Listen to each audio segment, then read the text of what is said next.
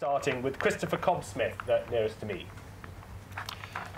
Certainly, I'll just give you a quick minute on my background. Firstly, I was in the British Army for 20 years. That was for my first and primary career. I left that and then joined the UN as a weapons inspector and spent 3 years in Baghdad as deputy to Scott Ritter on the weapons inspection teams. When it became apparent to me that there was actually nothing there anyway, I didn't feel like continuing in that vocation, so I left and went straight to Kosovo to work for the Foreign and Commonwealth Office on the Kosovo verification mission up until NATO started bombing and we were all withdrawing. It was whilst I was in Kosovo that I first came across media teams, foreign correspondents on the ground, which sort of gave me the idea that perhaps I could contribute to this industry, to the media industry, by becoming a logistics and security advisor. And I quite literally got myself out to Albania, banged on the door of the BBC house in Kukes in, well, it must have been June '99, and asked to be employed, and they dutifully did. And I've been working on and off for foreign correspondence, news teams, news networks since then. That must be the past 10 years or so. I still spend a lot of time on the ground with film crews in conflict zones, but by virtue of that, I've been asked more and more in the last few years to move over to the investigative side, and I've been asked to investigate various deaths and killings abroad, not only by news networks and families of journalists, but also by organisations such as Amnesty International. And I spent, this time last year, I was in Gaza with Amnesty investigating the conflict there between Israel and Gaza, specifically looking at the use of white phosphorus. So that's generally my background: military, security, and now investigative. And before we move on to Rodney, can you just in a sentence tell me, as a soldier who became a consultant, what conditions do you describe journalists as working in the major flashpoints and at the major front lines of the world? How would you compare that to a military operation in terms of danger, in terms of risk to the individual journalists? It's certainly vastly improved in the last 10 years. And I think the media's attitude to security has become much more reasonable, if I can put it that way, in the last 10 years. I think there was a lot of resistance when I started. You know, who's this upstart coming in here, bringing his military ways and trying to force us to do this, that, and the other. And I think initially our attitude was also wrong, trying to impose our regulations and restrictions on the media. But I think now we've got to a stage where hopefully the media are accepting our expertise and we're moderating our advice and behaviour and practical advice to TV crews. And many people in the room will know there's a difference between how the foreign journalists and the local journalists are treated, and Christopher's going to tell us this evening of his investigation into the murder of 32 journalists in the Philippines. And that's just in a moment we'll hear about what work he's been doing. Rodney Pinder, welcome. Many people know who you are, but with that background, you work for the International News Safety Institute. How safe do you judge is it for international news gatherers, and what brings you this evening to talk to us? Well, we've just finished one of the worst years on record for journalist casualties, 132 dead in 35 countries in 2009, which is one of the worst years, not the worst, but one of the worst in modern times. For international journalists, it wasn't quite so bad. There were only 3 died last year. The vast majority of the casualties are local journalists working in their own countries, and of course 31 of them were in the Philippines, in the worst single atrocity perpetrated against the media ever. And we worked with Chris and others to try and help the investigation on that, and we'll be doing safety training for Philippine journalists at the end of this month. I come to this from a news background. I was an international correspondent and editor for Reuters for many years, and before that with the AP. And I covered conflicts and other political developments in 3 hemispheres over more years than I care to remember. And when I finished the job of being an honest journalist, I was asked to set up the International News Safety Institute, because it was spotted that in amongst all the media support organisations, there was no one organisation totally focused on safety. Okay, there's 2 microphones coming. I'll ask the first question. I've mentioned this is a public meeting. I'd like very much if you would do this and help me with the second and subsequent, because we want to move on to our next topic in half an hour, and we've heard what an extraordinary background we're starting with. So please catch my eye after the first question. Christopher, you investigated the recent murder of 32 journalists, and you also mentioned 31. What happened, where, and why? What happened? The victims in this instance was a convoy of friends and relatives of a rival politician in Mindanao. A rival political faction is in power at the moment. They were travelling to register their candidacy for the upcoming elections, which I believe will be happening in May, which has required them to register this candidacy. The issue is they already knew this was a dangerous thing to do. They'd been warned that it was dangerous. They knew because of the political environment it was dangerous. So the actual individual who was going to stand to vote didn't actually travel himself. And perhaps the controversial thing is he sent his wife, and his wife took along his sisters, a lot of other members of the family, some other political activists, and a considerable number of journalists. So perhaps, you know, we can say this is a contentious issue right from the start. They travelled from town of origin towards the town where they were having to register this candidacy. On the way, they had to pass through their political rivals' territory. Now, one would assume that this territory should have been secure. There was a lot of, there were National Army patrolling the whole area, a lot of checkpoints, and the National Police heavily patrolling, you know, what is already recognised to be a dangerous area. However, their political rivals have such a thing called a CVO, the Civilian Volunteer Organisation, who are also men in uniform, militias to the military, if you like, but aligned to that political party. In short, this convoy was stopped at a checkpoint manned by these CVOs. Now, all the evidence we've looked at so far leads to the fact that this was completely pre-planned. This incident was pre-planned. It's pre-planned to such an extent that we believe the mass graves dug were probably started over a week before. They'd hired a digger, they knew exactly what was going to happen. They'd gone to a location near a checkpoint that they knew this convoy would have to stop at, and they dug mass graves. Such an extent they actually sent that digger, released it from contract, if you like, and sent it home.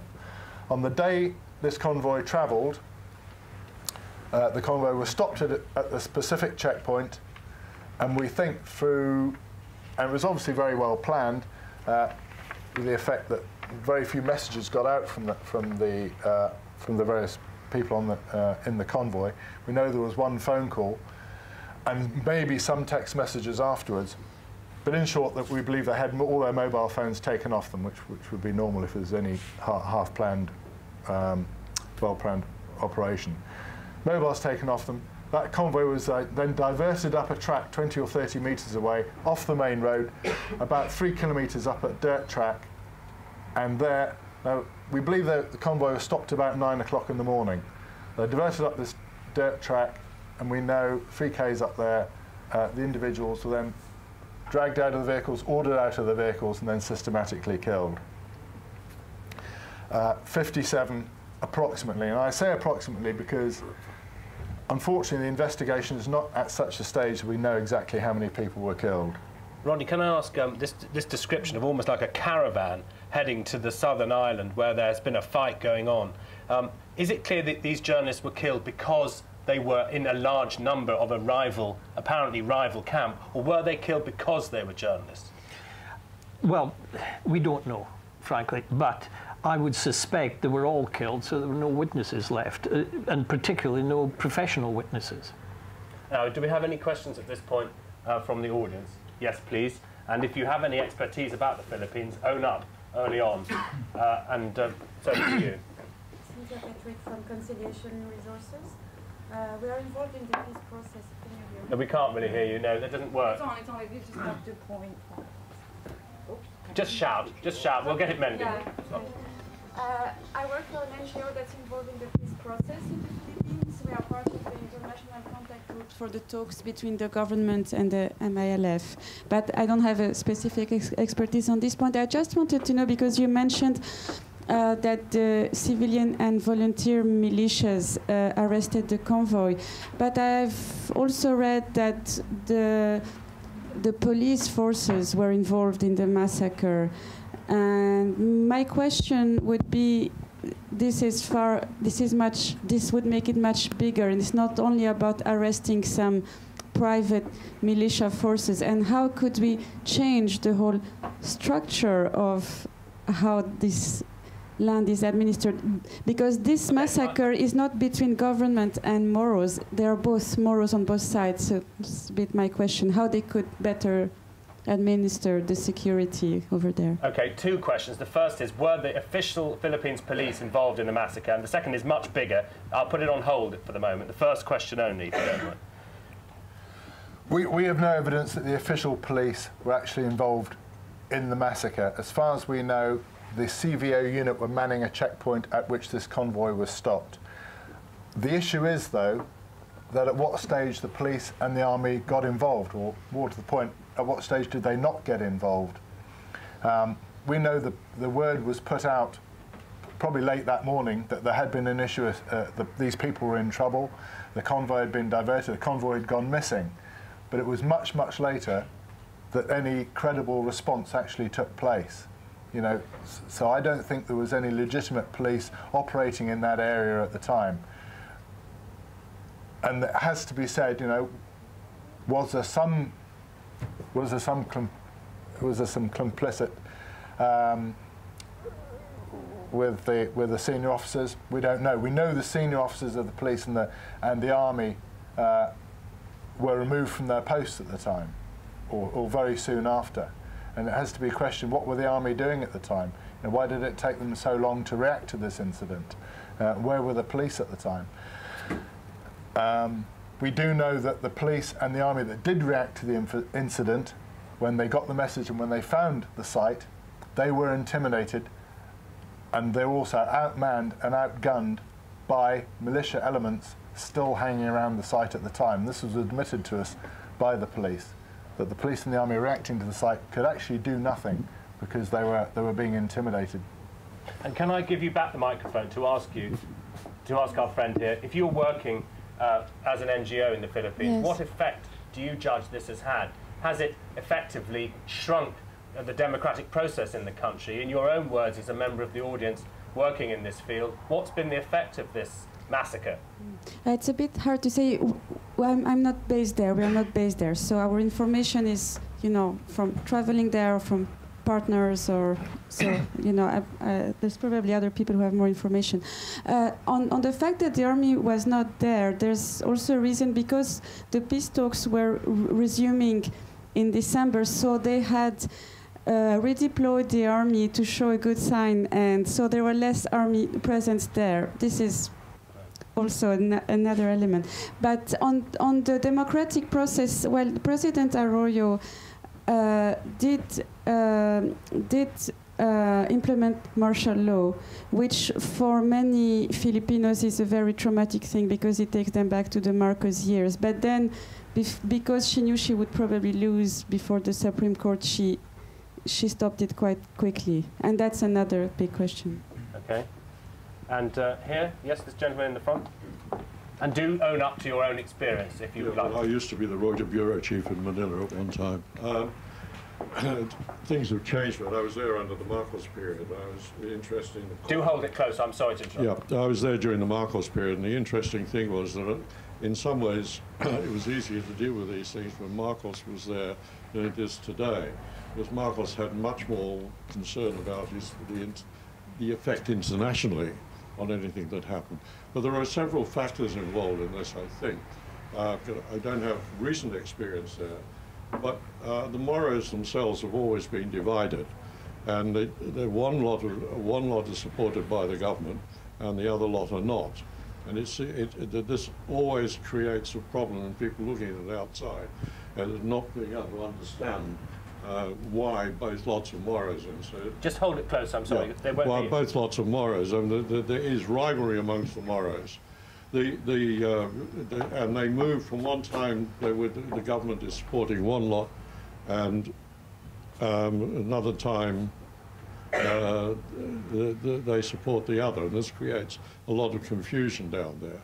The second thing is that what has changed is that although journalists have had problems in the Philippines, and these are not the only journalists who have been murdered, in general there was an attitude that you did not, journalists felt that on the whole they could operate with a certain amount of impunity.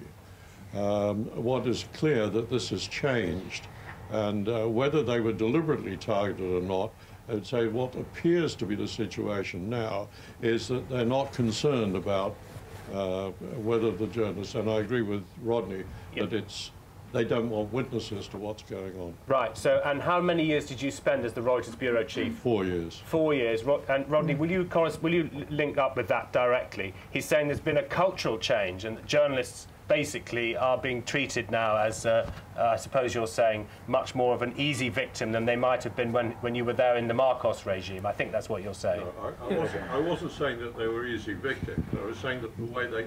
I mean, under the Marcos regime, journalists were heavily controlled, and they knew what they could and could not do.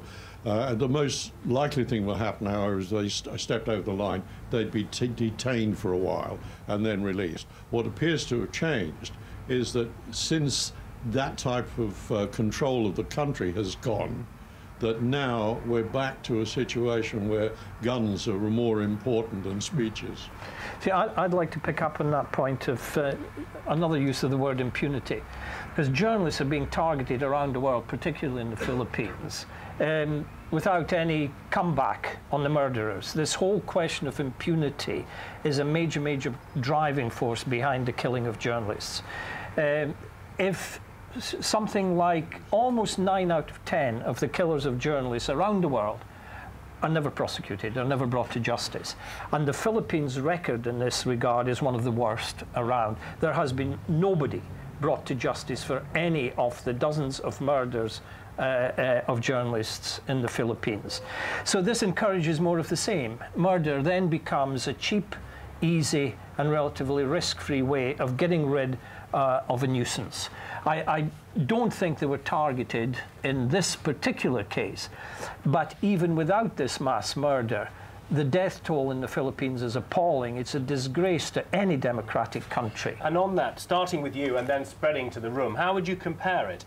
I mean, here we are listening to you telling us it's A, that 32 people, B, it's a climate change in the way that there's apparently no comeback. Can you compare it to another part of the world? Can you compare it to another incident in the world in the last 20 years? Well, there's been no comparable incident of this size, but yes, you can compare the Philippines. If the Philippines had not had this terrible atrocity, Mexico would have been the worst country in the world for journalist murders this past year. And again, it's a question of impunity.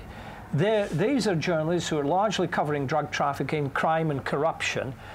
The killings happen and nobody is brought to justice. So the killings go on. It's the same in Russia. We have a similar problem there. Nobody brought to justice. As long as this entire question of impunity is not addressed, the killings are going to continue. So, and there's a question coming to you from the audience to you. You've passed the microphone to the gentleman in the purple. Are you saying that we should look upon the Philippines as a sort of test case, so greater that is the numbers in one incident, that without any kind of a proper response by either other journalists or other governments or even the Philippines themselves, it's a bit of a chapter turning? Well, we're using it as a stick to beat the UN with, because at the end of 2006, the UN passed unanimously a resolution addressing directly impunity, and we're trying to hold them to account on that. 15 minutes left on this topic. We'll have a short break, and we're moving on to Yemen, believe it or not. We're very ambitious on the first group of the year.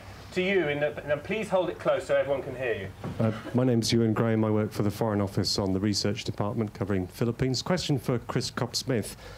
Just interested in what contact you had with the official investigation, if your investigation fed into that, or if you have ongoing contacts, and what's your sense about the integrity of their procedures so far? Yeah, it is a very good question. I was approached by INSEE to go out there and join, basically affiliated to the Commission on Human Rights out there, who have a constitutional mandate to investigate just this sort of thing.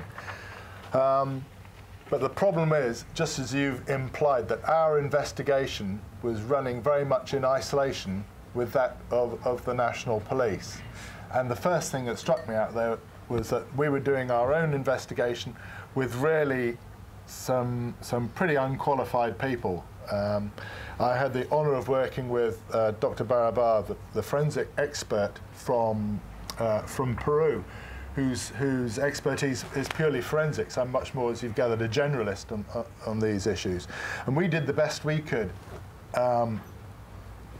But really, our investigation, and that's far too grand a title for what we actually achieved, was, I wouldn't say it was an oversight, it was a parallel investigation with the police. And what we really should have had was some sort of liaison, because there's no doubt we were picking up a lot of information that the police didn't have, and quite obviously the police had an awful lot of information that we didn't have. And there were other investigations. There was Human Rights Watch out there. There was an Amnesty International element in doing investigations out there. There were the various other legal experts representing families also conducting their investigations, and the contact we had with them. They also had a lot of information that neither we or the police had. And none of these investigations, there was no cross-fertilisation of information whatsoever. And I think that was a serious issue. With you there?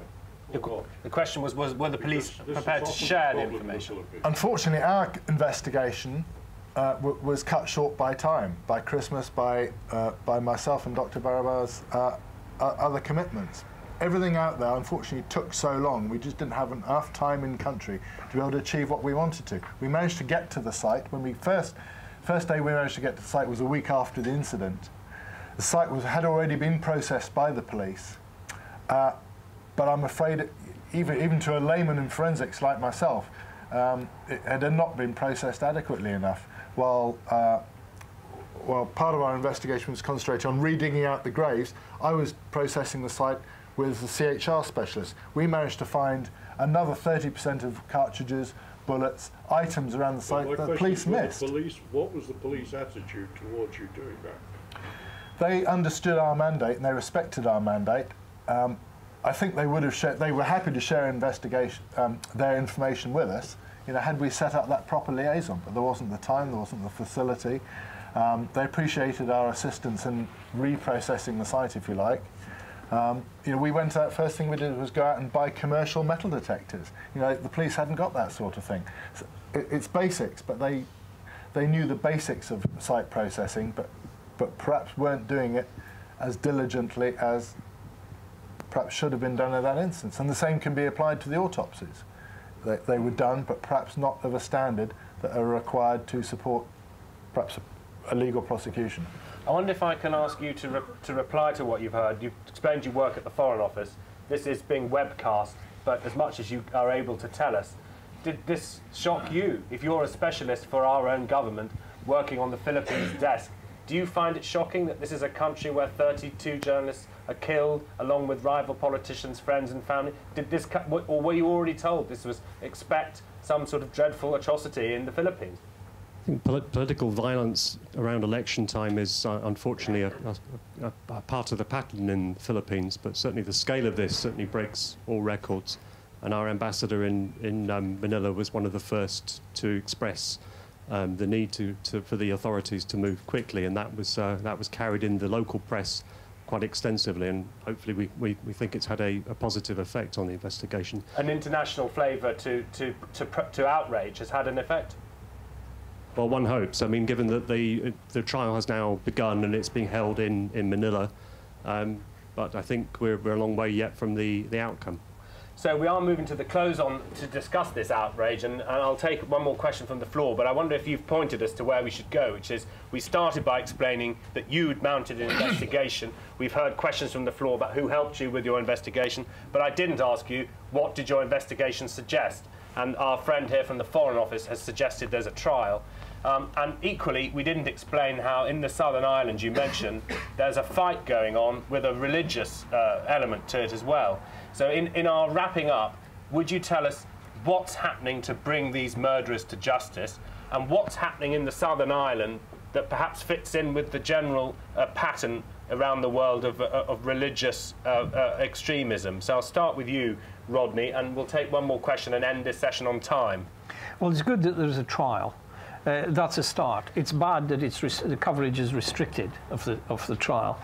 But I'd like to see the process being picked up not only by the Philippines on the broader front of danger to journalists operating there across the country, but picked up by other governments as well to address this issue of impunity and to use this. Let some good come out of it. And we're trying to get an early day motion through the House of Commons here, pointing to this massacre and calling for renewed UK government support of Resolution 1738 on impunity. And we hope this will be forthcoming. Would you like to tell us which MPs you're approaching, or would you like to ask people who feel particularly shocked to join anything? Or? Well, we're approaching Austin Mitchell. We're working with Don Foster of the Lib Dems, and we hope to get others to support the EDM. And the gentleman from the Foreign Office hopes that international pressure makes a difference. I mean, does it? Well, you know, we did get the resolution through the UN Security Council. All right, it's just another resolution, but it was a declaration on the safety of journalists at the highest international level. But let's get some teeth into it. Let's do something with it. And it's up to governments like the British government and like the Americans and everybody else to put some oomph behind the thing and make it effective. We see little sign of that happening yet. Can I just make a quick point? Well, we'll do it on the microphone and let everyone hear you, because we want to hear. For the benefit, I don't know whether the man from the Foreign Office is aware of this. That's better, go on. But we're actually, at the moment, in discussion, some of us, with the human rights, with Sarah Morell, about precisely the issue that Rodney is doing, is to see where the Foreign Office may be able to help in taking this forward.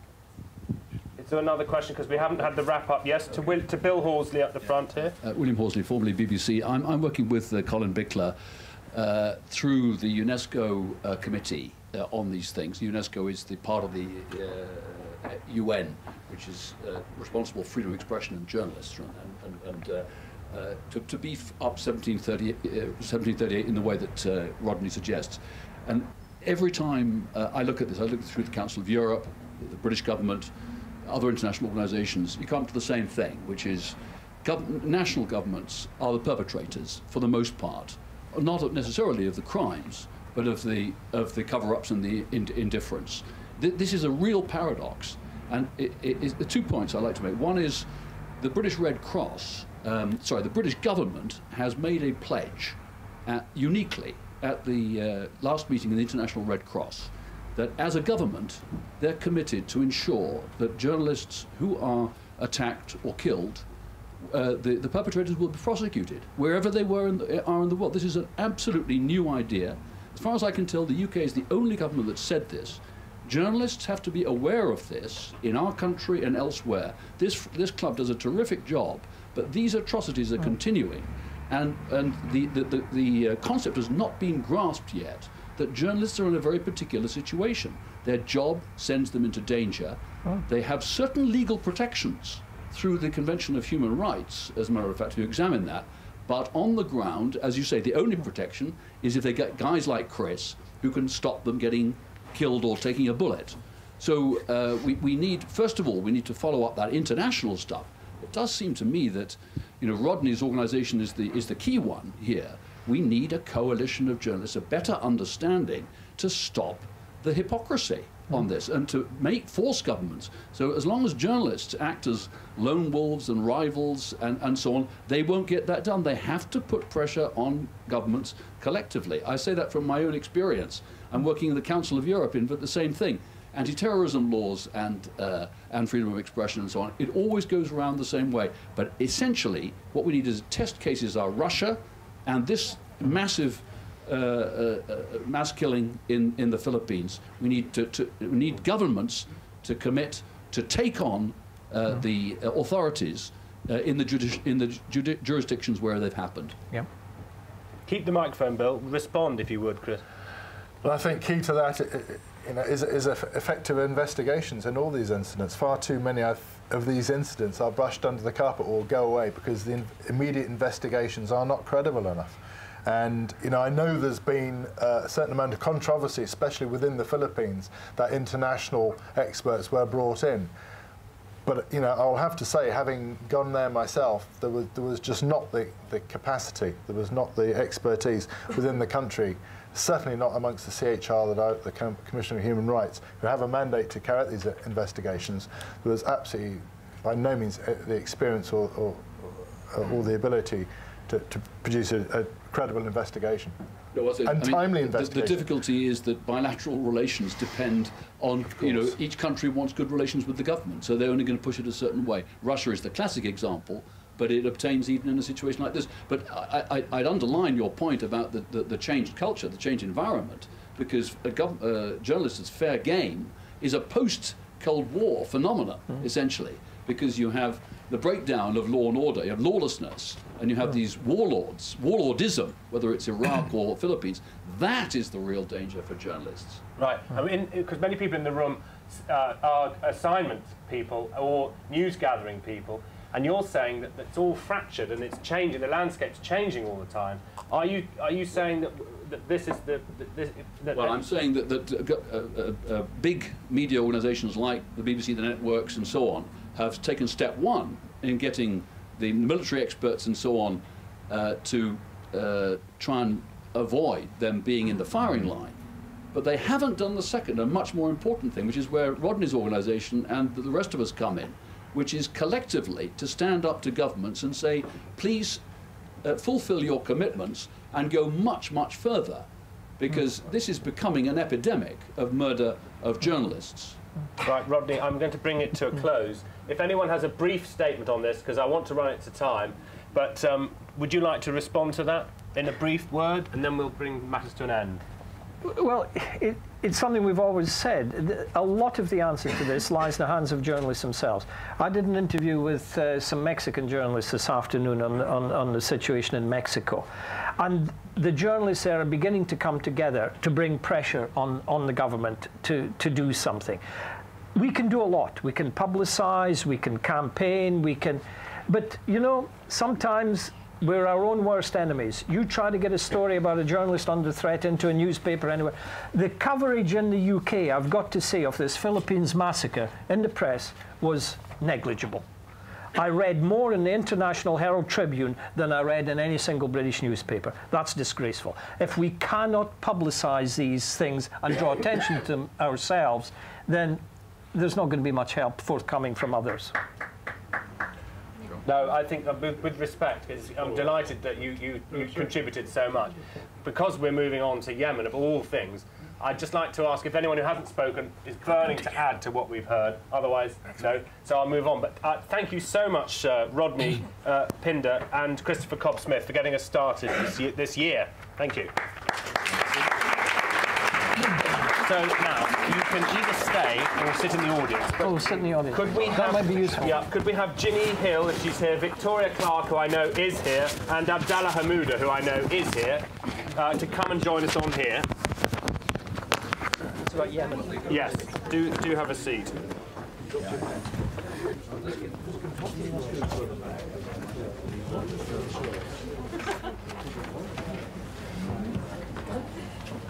Well, now, Victoria, put this on your lapel as high up as you can.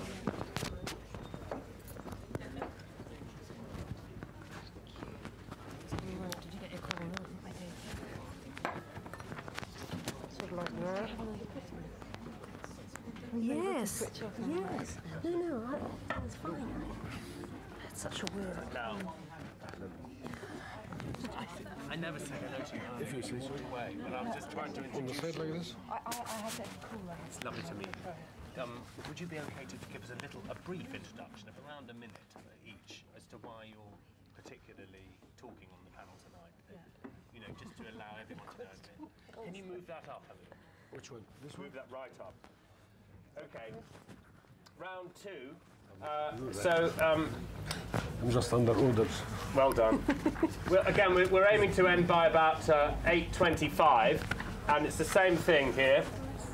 We'll invite questions from the audience, and I'll ask the panel to introduce themselves.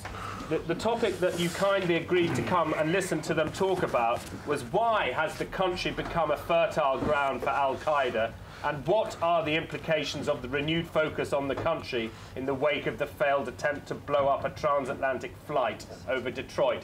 And if you have disputes with this sort of resolution, please voice them as well.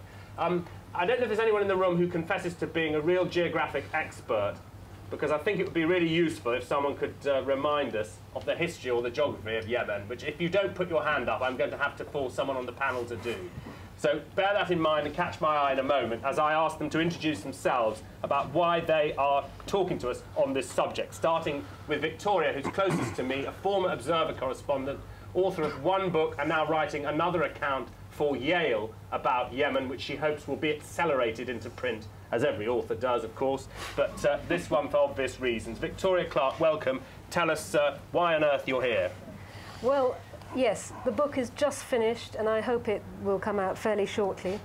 I've been at it for 5 years, on and off, written another book for Yale in between, and 3 before that. So this is number 5, and proved to be the most difficult, I have to say, by a long way. Yemen is absolutely fascinating, but bemusing as well. It doesn't seem to follow any sort of Western logical narratives that you would be looking for. So I chose Yemen as a subject to write about, partly because I was born there. My father was the BBC South Arabia correspondent in the early 1960s.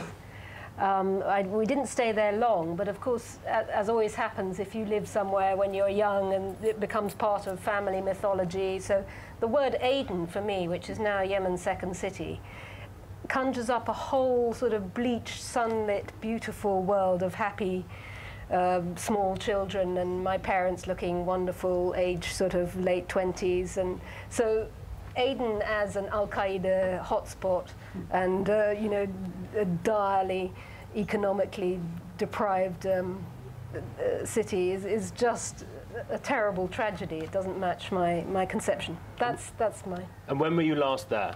I was there in October last year. Was my last trip. I went with my brother, who was also born there. Ginny Hill, you wrote the Chatham House briefing paper, Yemen, Fear of Failure. But what else? What haven't we said about you that explains why you've kindly come this evening? I moved to Yemen in 2006 to start working as a stringer in Sana'a. At that time, I was the only Western journalist who was based in the city and working full-time for Western media organisations. I spent 12 months there, and I went back again last year to do the research for the Chatham House paper. I was constantly plagued with questions when I got back about how could I cope living in such a dangerous environment, to which I responded, well, I came home to London and decided I had to sell my flat in Brixton because I just couldn't cope with the aggravation on the street. I got so used to living in such a crime-free society in Yemen. And obviously there are an awful lot of security challenges there, but actually crime is not something that you have to deal with on a daily basis. I am now just been appointed Associate Fellow at Chatham House, and I'm going to be running an 18-month project on Yemen, which will attempt to look at the regional context and the way transnational issues are affecting the internal challenges that Yemen is currently facing. And to Abdallah Hamouda, would you kindly do the same job? Yes, I would. First, I apologize for coming in a suit. I'm going to an official function after that. Is it at the palace? No, at the Egyptian Coptic Church, because Christmas is tomorrow. I'm going to attend the Mass and congratulate them. I was born in Egypt and came to the UK. I tell people that I'm a country boy who lost his way around Cairo to discover himself in London and stayed here for 35 years plus. When I was doing research at Exeter University, I discovered in a late evening drinking session with the head of the department in his house that my roots go back to Yemen about 1160 years ago now. And over that millennia plus, I discovered that Kurds' blood and other blood has come to make me a little bit whiter than normal. And then I worked after that. I am a journalist since the late 1970s in this country, and I worked for al-Sharq al-Awsat, and they needed a novice who doesn't know about Yemen to go to work in Yemen in order to be an easy tool for Saudi policy in Yemen, knowing that the Yemenis love Egyptians. And the amazing thing is that I turned out to be a tough cookie in that respect, because I fell in love with Yemen. And knowing where I come from, and the people there knew me. I mean, they know the family trees, so they got me in, and here I am since then. We've only got one evening, so we're very grateful. It is a story. Okay, so I think you've all explained that we're very lucky to be with you this evening, because we are all of us who are not as expert as you, waking up to the fact that this is the new year, new front on al-Qaeda.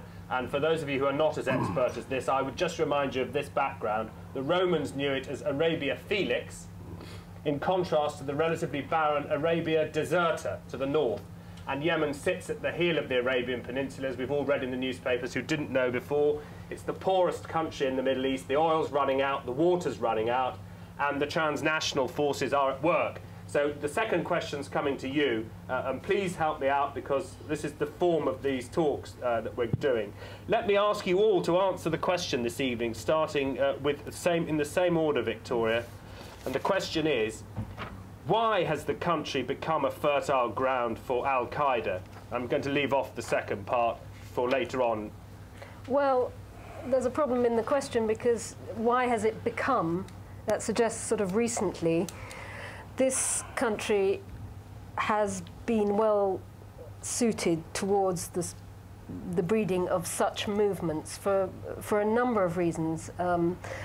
Right from, you could say, well, definitely from the time of the war in Afghanistan, a lot of bin Laden's first cohorts were guys from South Yemen, which was under communist rule, who felt very angry against the communists for that reason. They'd lost their land or whatever with communist takeover, so they were more than happy to go and fight the Russians in Afghanistan. And then they wanted to go home and fight the communists back in Yemen, which they did. So you had at that time, at the time of sort of late early 90s, you had a lot of South Yemenis coming back from that Afghan jihad and keen to get those communists out. And so you had the establishment of camps in Yemen, in South Yemen, of ex-jihadis. And the president encouraged this because he hated the communists too, and on the principle of any friend of my, any enemy of my enemy is my best friend. And that has been a problem that's plagued him to this day, is that he has used these people and they are now coming back to hit at him in their third generation of jihadists, we could say. Well, the great cliche about reporting on Yemen is that Yemen is the ancestral homeland of Osama bin Laden. It makes it into almost every report and is guaranteed to raise a slightly curious eyebrow in Yemen. It is clear, though, that there have been very strong links from the very early days of al-Qaeda with Yemeni nationals and also ethnic Yemenis living and raised in Saudi, who played a very important role at the beginning. And the 9/11 Commission report, if you go through the fine detail, was very clear that there would have been large numbers of Yemenis involved in the 9/11 attacks if they'd been able to get visas for the United States. And they couldn't, which is partly why Saudi nationals came to dominate their activities in September 2001.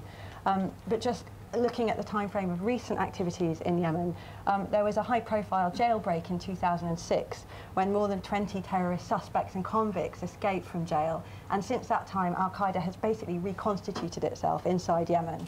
At the same time, there have been a number of security gains elsewhere in the region, in Saudi Arabia, in Iraq, and in Pakistan. And that's played a part in driving a large number of active figures into Yemen because it's a weaker environment and it seemed to be a more hospitable environment. So this is a clear example that any security gains in one place need to be seen within a regional context, otherwise they wind up creating a much bigger problem further down the line somewhere else. And in 2006, they tunnelled out, and it was thought to dig this tunnel must have had a blind eye from someone in the prison. So whether or not you agree with that opinion, there's been ferment talked about for a long time about that prison break. Yes, absolutely. But forgive me if I focus on another point, because I see the problem of Yemen is due to a process of modernization without a clear vision, which has gone lost along the way. Yemen is a tribal society which was taken over by a military regime since 1962, which has created a sense of alienation from the citizen towards the central government, and they were not used in the first place to a central government. And then came the unity, and the South felt taken over and deprived of their share of the wealth and the position in government and other interests. In that sense, you find that Yemen suffers from a separation, ill feeling, and bad sentiment, and in the north, a kind of rebellion by so-called Shiite, not necessarily Shiite in the Iranian style. And Iran, by the way, does not support them to the extent that is portrayed in the media, and I can stand up for that. The problem is that everyone feels against the central government, which focuses on the interest of the ruling president and his own family, which in itself, that family is not on one opinion, and it is coming into a fight at certain point, which creates a possibility of disintegration of the whole country along the lines of Somalia, and not into north and south alone, as some people may think. It is a country which suffers from deprivation, feeling of deprivation and alienation amongst every citizen, even those who live in Sana'a. And Ginny, why has this helped al-Qaeda versus other countries where there's a division between geographies and between political classes? Why are we asking tonight why this set of circumstances appears to have been a foothold for an al-Qaeda presence? Well, I think there's really a very strong story to be told here about legitimacy of the Yemeni government. And at the moment, the West is trying to get up to speed on what's going on in Yemen, what's the issue. But I think I agree with a lot of the points that you've made, and I think we need to move this story on and start looking about the nature of power in Yemen and the way that power has been achieved and maintained and what the internal tensions are. Yes, there are issues around terrorism and security, but they're not going to be solved by focusing solely on terrorism. The only way to tackle this problem is to look at the broader issues that this sits within. There can't be a solution for Yemen simply by focusing on terrorism and al-Qaeda. Victoria? Yes, definitely agree that talk to any Yemeni and they will say, why are you so interested in this? They'll make a joke about sort of Al-Qaeda, there's a place down the road, you know, near so-and-so, that's called the same name. Well, we don't know anything about that. They're not interested. It doesn't impinge on most Yemenis' life. What has become this central thing for us means very, very little to them. And on this subject, this 2006 jailbreak, I think I've read was 25 people who got out. In 2006, was that half of al-Qaeda in Yemen, do you think? No, in 2006, these were very little compared to the total number of al-Qaeda and the al-Qaeda sympathizers. But please, please, please, in the frontline club, which is the front line of thinking, if I am understanding right, don't tell me everything al-Qaeda. Al-Qaeda is non-existent. If you want something to frighten people with, please mention it. What I'd like to tell you is that there is a general thinking trend of not acceptable, of lack of acceptability to the West, because it is felt that the West does not come unless they have interest. We need people, I'm trying to be a person from the region. We need people who can be our friends, not to make us through the hearts of the mind battle to accept their exploitation of us. What is happening is that they create an enemy and they come to that enemy. The Yemeni government did not turn a blind eye to the fact that these people escaped. But the Yemeni government of this regime had treated al-Qaeda and all terrorist extremists through a revolving door. They take them in, they send them out, they take it to bring them in again, and then they send them out, and that was the business of the government over many years. And hold it very close. Okay, thank you for your points. And the issue about terrorism covering a lot of deep-seated issues within Yemen itself, to what extent is the president and the incumbent politicians likely to manipulate that to bring in international support for their regime, to bolster them against other forces and to mask other issues within Yemen? Well, you wrote the Chatham House paper. Do you have, what's your interest in the region? I work for a Middle East analysis company. Well, the point I was going to make is that al-Qaeda and terrorism and the perception of al-Qaeda and terrorism are just one of the balls that the president needs to keep in the air. I mean, the president governs through proxies in Yemen. To a certain extent, he has a greater power projection in certain areas, but particularly in the tribal areas of Marib, Jof and Shabwa, he really does govern through proxies. And al-Qaeda is one of the whole process of running Yemen is about brokering deals and finding a way to divide and rule. And today you might be my friend, tomorrow you might be my friend. And al-Qaeda is part of that mix that the president needs to work with. I mean, Victoria was really clear. They used Islamists as agents of state building in Yemen during the Cold War. At that time, it suited Western policy agenda. It was the Saudi policy agenda.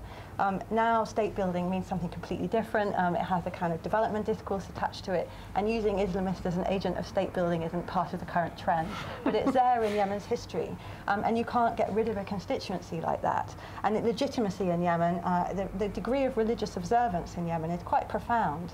If you go back to the formation, the early days of Islam, the Prophet himself was said to be extremely positive about Yemenis' piety and observance.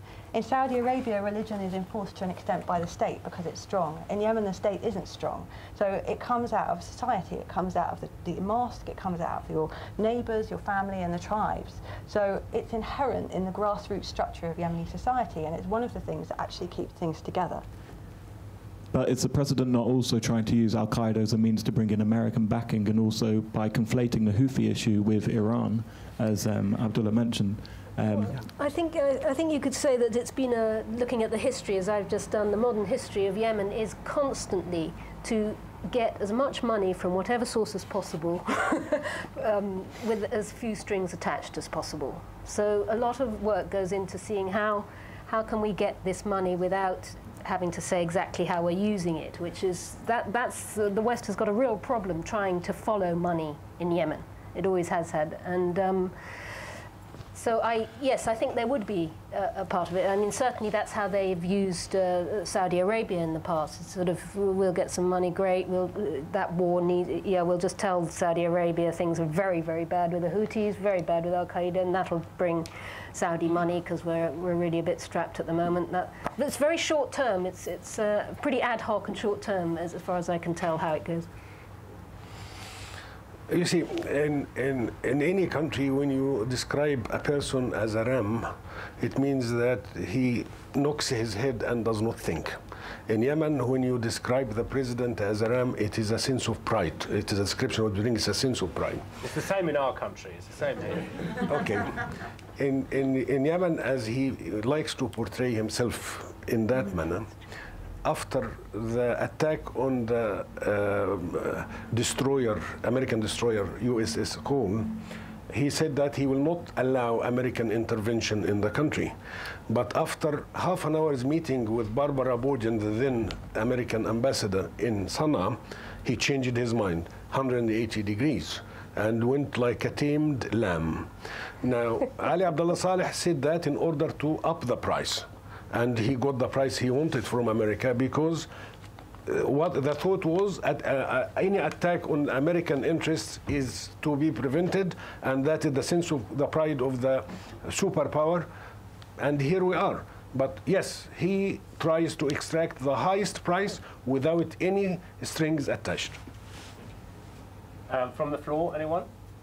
Okay. A colleague of mine who doesn't want me to bring attention to him spoke to the Yemeni foreign minister last week, and the Yemeni foreign minister said that there wasn't enough money to help the fight against al-Qaeda. So does this prove, with recent statements, the points you're all making, that we are witnessing a chess game, and we're obsessed with al-Qaeda, but we should perhaps be looking at a different sort of strategy from within the country? Would you like to address this? That is there a great international game? Game's the wrong word. International strategy being played here. This foreign minister is a charming fellow, Al-Kurbi. I think he's educated at Edinburgh University, and he's very personable and all the rest of it. But he has absolutely no power in the country. And to say that there isn't any money for the war on terror when that billions of dollars have been spent on Russian MiGs to bomb, literally bomb places like hospitals up on in that Houthi rebellion.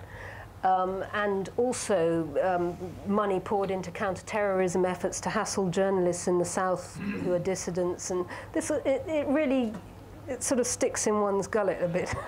There's many journalists in the room. Can I just ask you, with opinions like that, what is your prospects of you getting another visa? I would guess not very good at the moment, but I went into print for the first time about Yemen on Monday, and I thought if I'm going to do it, then I better just say really what I think. That's the only justification. If I can't go back, I've written as clear a book as I think I can. And just for because there's a journalistic audience, to say what you've just said, to imply, I think, bombing of the civilian population, is that... I'm not just conjecturing. I've seen, I haven't been there, but the information is good. Yeah. And that's basically the end of your news gathering in Yemen, I would imagine, is it? Having written that? Yes, I did write that in my article. Yeah. Well, I had a confrontation with the Yemeni regime back in 1994.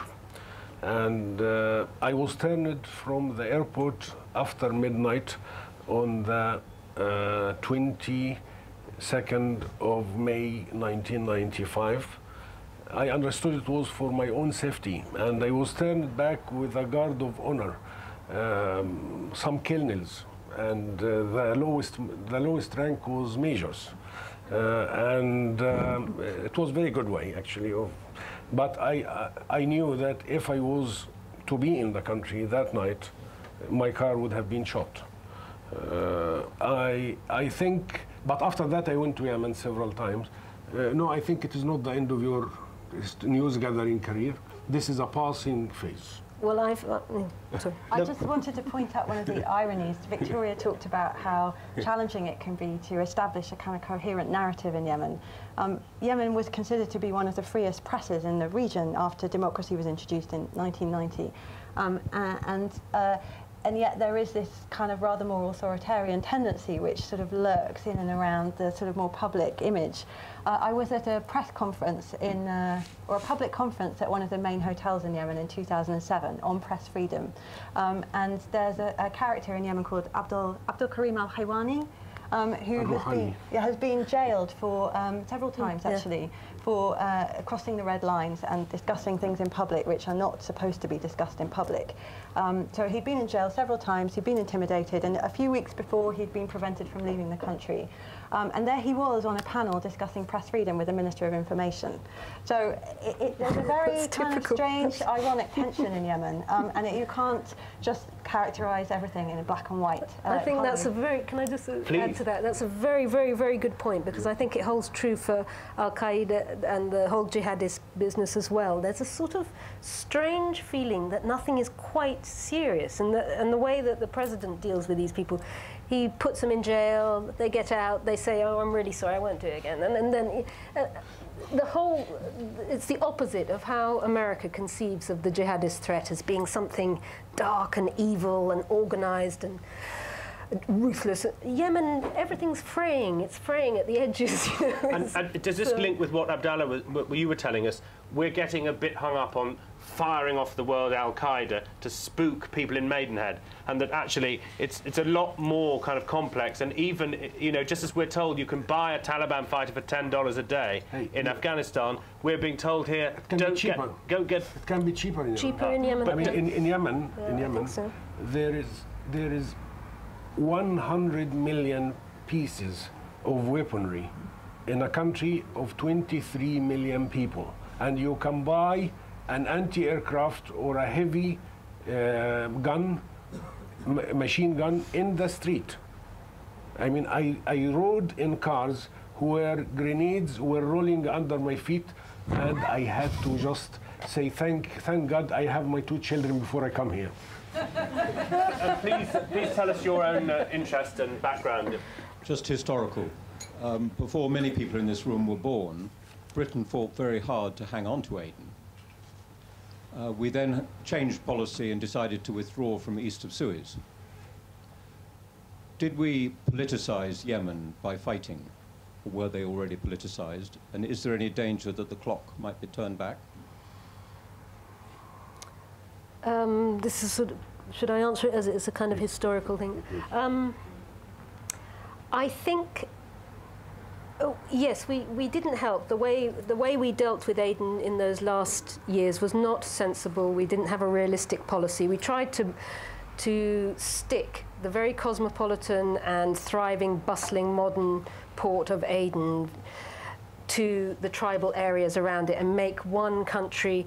And that didn't go down well at all because we'd left the tribal areas around very, very undeveloped and in the hands of their little sultans, whom we treated as if they were maharajas, which actually was a fatal mistake in Yemen to do that, because they weren't like the Indians. They don't have a position of authority in that way within their tribe. So we mishandled that, and then we left them very, very high and dry very suddenly, and these Marxists came in, and it became very ruthless, and a lot of these people fled to Saudi Arabia, feeling betrayed by the Brits. You know, people who knew bin Laden, I've met 2 who knew bin Laden, fought with him, and whose parents fled after the Brits left, feeling betrayed, and they'd lost everything. This is, you know, there's an old hurt there. Have you still got the microphone, our friend here who was born before everyone else? Have you still got the microphone? Well, could you perhaps answer your own question? We're all now turning attention to Yemen. Many people have woken up to it being a threat, which they didn't know in December, but they now know in January. Do you fear that this is going to be a politicisation by the West? Is that what was implicit in your own question? I'm still slightly puzzled, going even further back, why after the Americans tried to ease Britain out of the Raj in India, they then dragged us back into Afghanistan for 8 years.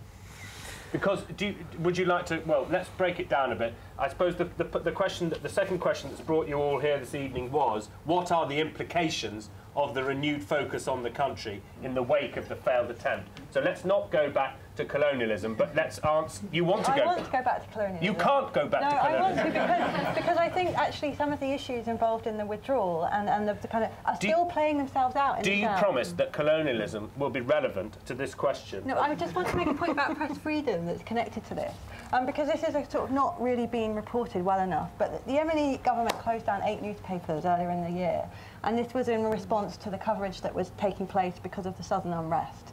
So there were supposed to be parliamentary elections in April. They were delayed for 2 years. In the months after that decision, there was just massive unrest on the streets of South Yemen. People are still just boiling with anger about the injustice that they perceive themselves to be living under, and the kind of corruption and sort of economic mismanagement that the country, they think, has been subject to. The newspapers that were covering these protests were closed down, and there was actually a shootout at the office, the headquarters of the main newspaper in Aden, which is Al-Ayam. It's a very respected newspaper. And there was a sit-in yesterday, and I think the editor's just been arrested. So this newspaper's been shut since May. Somebody was killed in a shootout with the Yemeni security forces and the private security company that was looking after this newspaper's headquarters. And in the course of this year, we've seen a real erosion of press freedom in Yemen. And I think for journalists in this room who are interested, I think really worth following up, because it indicates a trend in the country at the moment that really needs to be taken seriously and addressed. Henry? Well, I would like to go back to your question and add to what Victoria said, is that Yemen now is not Yemen 1967 and pre-1967.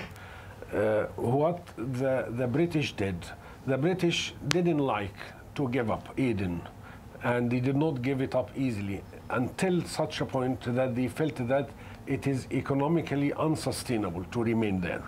Now, the fight there was against some tribes in the south, not against the tribes of the north. Those tribes in the south are so benign compared to those in the north. The north has never been colonized, even by the Turks, who are Muslims as well, and under the Caliphate as well. So the situation is totally different, and Britain left because it is a British decision to leave. They could have hung a bit. They did not radicalize the north because the north was already radicalized by the Egyptian presence and the Saudi incitement to try and contain the Egyptian presence. Okay, so is your question about the renewed implications of this focus on Yemen, or are you going to take us? It was more touching on Ginny's point about press freedom. Please go, in yes, Yemen. please do. But then if I could ask you then to be a bit forward-looking in the next question, and we'll end on time at 25 past. But do go on. But from a perspective of press freedom for internationals rather than Yemenis themselves, is the biggest threat for international journalists as well as business people in general visiting Yemen not the risk of press freedom as such, but just being picked up by a tribe or al-Qaeda. The tribe's not so much wanting to do you any harm, but just to prove a point. I believe there was a case with a Chinese engineer and some beekeepers not so long ago. I don't know if that rings any bells. But it's more a case of you having your ability to move limited rather than what you write limited. Well, I think now it's very, very difficult for journalists to leave Aden and Sana'a. 3 years ago, it was possible to travel much more widely in the country, and that's a symptom of the fact that the state is losing control outside the capital. It's not just journalists, it's diplomats, it's foreign NGO staff. There's a very bad sense of perception now about what's going on outside the capital because people just can't get out there. No one's ever been killed intentionally in a traditional tribal kidnapping in Yemen. But the death toll for Westerners that are being killed in al-Qaeda attacks and terrorist-style attacks has gone up. I think we're sort of approaching 20 over the last couple of years now. Okay, so with respect to the agenda, there's 15 minutes left. There's a question here from David Loyne at the back. I'm David Loyne, I'm a reporter at the BBC. It's not surprising you can buy an Afghan fighter for $10 a day. It's half what we pay the Afghan police. So the reason why Britain needed to stay there was because it's a port. Aden is a port on the sea. Sure. It's the Gibraltar of the Gulf. So and when we didn't need it anymore, we didn't care about the whole of the rest of the country. Britain didn't care, Owen, about northern Yemen. I doubt if you ever went there as a child. Certainly not. My father wasn't allowed to go as a BBC reporter until the revolution happened. On the wider implications, I just wonder if we're not looking at the whole future of Arabia without oil, that Yemen is a sort of precursor of a whole region where there are tribal leaders. You know, we tried to buy them off as sultans and made a mistake, but on the other hand, Abdullah, you say we need to understand the tribal relationships. So, you know, the last 30 or 40 years, the whole of the West has played it wrong because we wanted oil, which is all it's got other than strategic importance. And I just wonder whether this is a sort of, the Yemen crisis now is a sort of canary in the coal mine of the big 21st century battle and the real front line of the 21st century, which is where Islamism is properly confronted? Well, not necessarily, the short answer, and the reason being there is a difference between the structure of the persona of the mountain tribe and for the easy ground tribe. The easy ground tribe is everywhere else except for some parts of Oman, which is already poor, the poor brother compared to the other GCC countries. Yemen is different and has not seen the influx of funds from the 70s like the others. And also there is the great number of the population, which, you see, the great number of the population, the tribal structure, that kind of persona and the military regime, while the others are benign tribal structures over easy ground, coastal, and they have the chieftain who is one of them, and he has the wealth to try and buy his way through them and act as the one who shares with them. No, that I think it's very difficult to apply this example, but the other Arabs in the Arabian Peninsula have been reluctant to co-opt Yemen into their own gathering because of the burden of annexing that large number of population, which is more than the whole population, including the expat and the indigenous in Saudi Arabia and the whole Gulf. And they did not like to pay the price that Chancellor Kohl paid for co-opting East Germany, which would have had different scene totally in Arabia. Okay. Would you address David's point? He's, I think, saying where the oil runs out, the fractiousness becomes increased, and because Yemen is in that situation first, I think that's what you're saying. Do we look upon it as the canary in the coal mine? Do we say, as the oil sinks away, this kind of fractious background increases? No, because the other Gulf countries have a small population. They will kick out the expats. They will try to diverse as much as they can, and they will live on their investment overseas. Okay, and Ginny, would you like to answer David's point? And you've got the microphone, and come back to Ginny as she does. I think there's a question around time frame. We need to kind of find a way to get in there and stabilise things before it falls apart, and the oil projections are 0 within 10 years. And state building takes a long, long time. I think the other Gulf states have got a much longer time frame to work in to try to diversify the economy. But coming back to your point, which is that you keep want us to address, which is the implications for Yemen, I think there is a real problem now if the security agenda starts to dominate. Yemen's location means that the West can't put troops on the ground. They have to find a way to work remotely, and they have to find a way to work with a light footprint. They also have to find a way to satisfy the media-driven agenda, which is all around counter-terrorism. So, but if you're saying that it is that 9/11 would have been carried out by Yemenis if they'd managed to get visas, this is clearly, you know, the place we should have been looking at for years, and not, you know, not bombing Iraq and Afghanistan. Then is there not a far bigger Islamist challenge in Yemen about the way that they look at the West? But the problem in Yemen is that we should have got involved in helping to support state institutions in 1990 when they unified the two countries and introduced democracy. And is that an answer? And how do we do that now? But the thing is, we did. Can we do that now with this apparently, you know, flaky fascist? Let's go round the panel. Let's go round. in power, which is the way you describe it. Yes, let's go round the panel. You can finish, but do answer his question. Well, it's a time frame point that I'm trying to make. If we'd been involved for the last 20 years, we might have had a more stable, accountable, legitimate government. We wouldn't be facing the same problems that we face now. The time frame is very, very short here, and the kind of tools that we have are remote because we can't get in and do stuff on the ground, and long term in that we're only going to find a solution to this if we can create a more accountable, legitimate government. Just to speed it up, do you disagree with Ginny? Otherwise, I'm going to move on. I don't agree totally, but that's the same. The thing is that please don't use al-Qaeda to scare people. What I'd like to say is that the West, I agree, in general, the attitude is that Western countries have to approach people of the East with sincerity. And I have seen some highly placed officials and the ministers, and in discussion with them, the answer was, Abdullah, when it comes to our interest, there is no ethical foreign policy. Now, we need to see an ethical foreign policy which can create some kind of acceptability, and then you can win the hearts of the mind of the people. Please don't alienate the people and then accuse them of being your enemies. Okay. And hold it right up here, otherwise we won't hear you. I worked in Yemen over a period of time, late 90s, early 2000, on documentaries and such like. My experience of the power play structure in Yemen is this concerns me. There's like this gentleman, the demonization of al-Qaeda and the attempts of putting in a box terrorism. Yemen is very similar and parallels with Afghanistan, which I've also had a lot of experience of, in that it's very much a tribal makeup, and it's very difficult to pigeonhole where you have fundamentalism, such in simple terms. Saleh governs the country on a certain level, but in a very restricted way.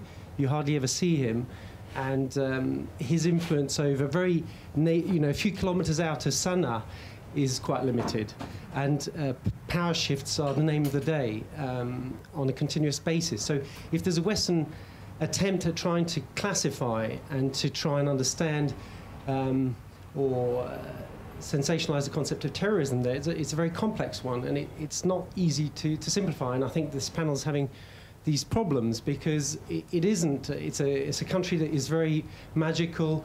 It touches your heart and soul in many ways. It's a complex one, and you can't approach it with a Western concept. Right. So can I ask? And sorry, to finalise. Yeah. I mean, you talked about geographical structures. That in itself is very complex because you've got 5 different very geographical regions.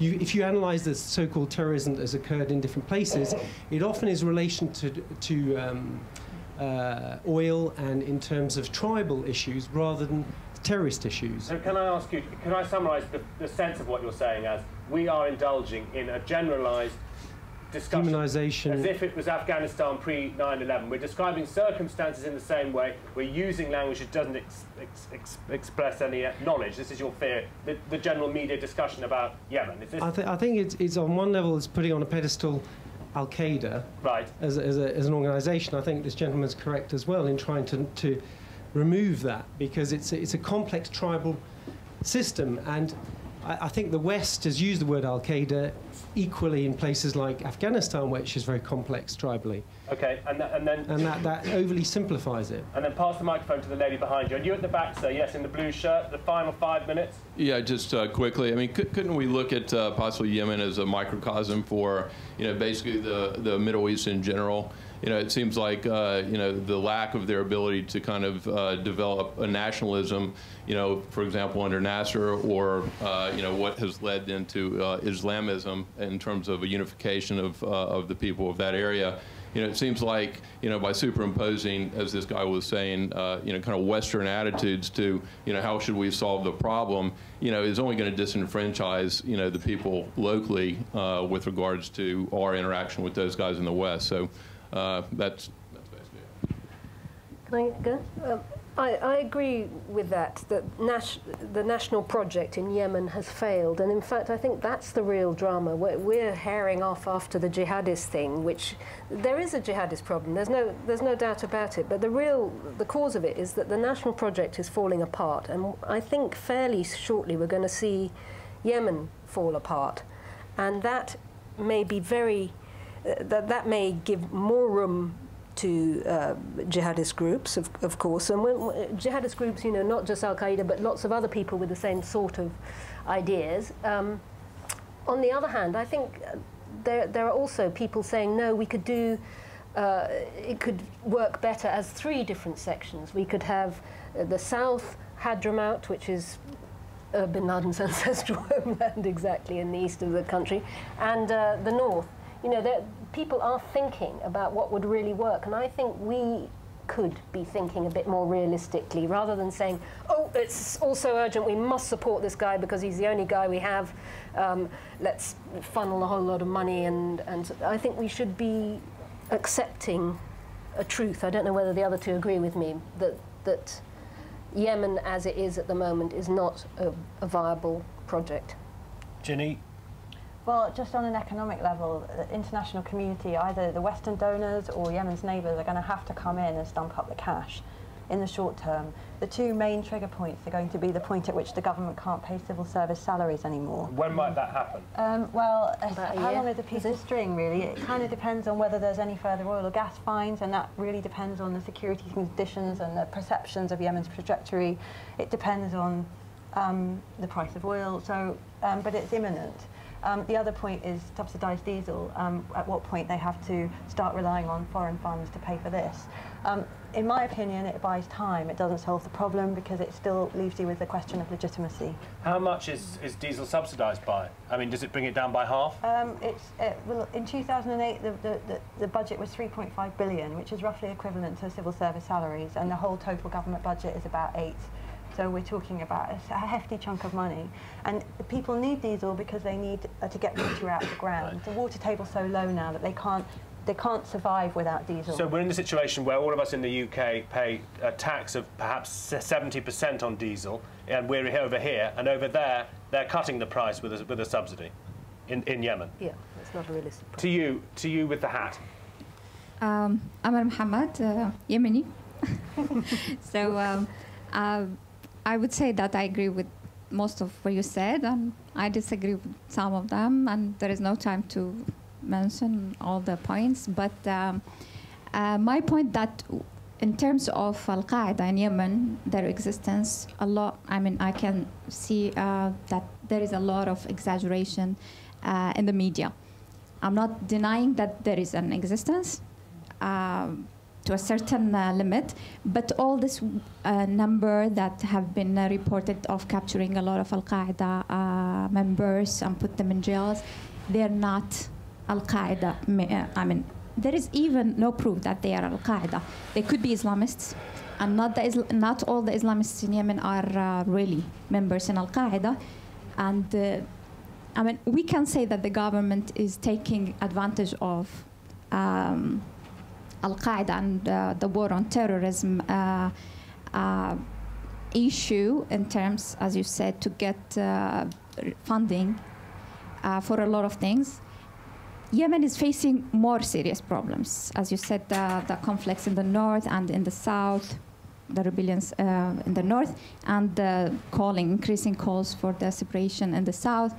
And and the corruption within the whole country, specifically with the government, are major issues.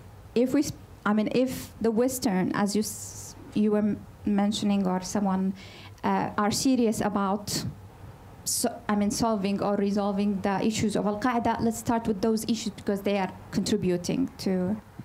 Can I ask you, you've kindly waited your time to speak last, and you began your remarks by saying, I am a Yemeni, and we've all been hearing a lot from other people. Would you make, in the final moments we have, would you make a prediction about your country in the next 12 months and tell us under what conditions you would return? Would you want exactly to know? In terms of what? I want you to know, to answer the question that's brought us all here tonight, what are the implications of this big Western focus in January on Yemen, which wasn't there in December, and you personally, when are you going back to live there? 2 questions. The first one, and then the second one. Well, I am here on a master's degree on human rights for a year, and then I'm going back, certainly. The focus, basically, this issue of al-Qaeda has been started because of, you know the history, no need to mention it.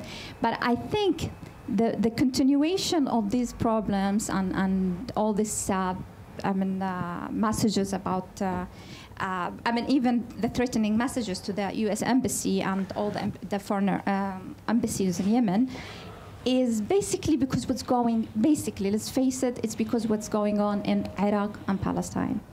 If we want to face or to resolve the issue of al-Qaeda, let's put dots on words and solve those issues. Okay, right. No, I don't think you can. Only because we're trying with this first Wednesday to start on time and end on time as a way of luring you as busy people to come back. So if you have more to say, please do say it to these. No, but not now, because these people, they're in the snow, they nearly didn't come. They've never seen anything like it in their lives, of snow in London. So can I, on behalf of all of you, firstly on behalf of the club, thank you for coming, because people said, will the event go on? Freedom of speech. And thank the panel who are staying here, for all of you who wish to talk to them. Thank you very much for the panel this evening. Thank you very much.